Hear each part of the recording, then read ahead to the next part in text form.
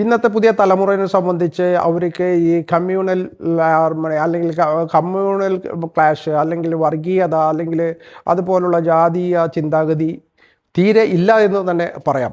ഇന്നത്തെ വിദ്യാഭ്യാസത്തിനായി വിദ്യാർത്ഥികൾ എന്തുകൊണ്ട് നാട് വിട്ടു പോകുന്നു അല്ലെങ്കിൽ വിദേശ രാജ്യങ്ങളെ ആശ്രയിക്കുന്നു എന്നുള്ളതാണ് പല ഭാഗങ്ങളിൽ നിന്നും പല കോണുകളിൽ നിന്നും വരുന്ന ചോദ്യം.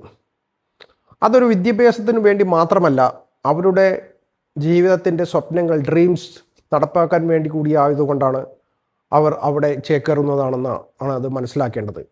അവർക്ക് ഇവിടെ പല സ്റ്റേറ്റുകളും നല്ല വിദ്യാഭ്യാസ സ്ഥാപനങ്ങൾ ഉണ്ടെങ്കിൽ പോലും ഇവിടുത്തെ വിദ്യാഭ്യാസ രീതിയും വിദേശത്തെ വിദ്യാഭ്യാസ രീതിയും പള്ളിയും പള്ളിക്കൂടും തമ്മിലുള്ള വ്യത്യാസം ഉണ്ട്.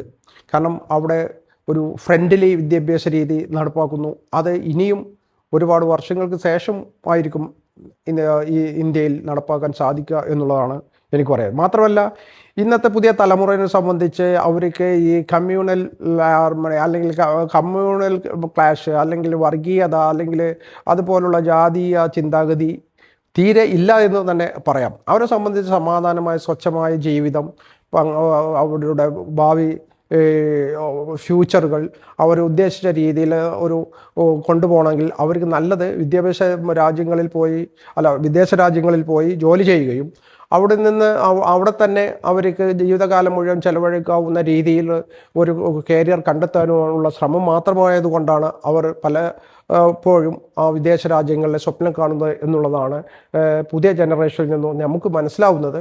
നിങ്ങൾക്ക് നിങ്ങളുടെ അഭിപ്രായം പറയാം.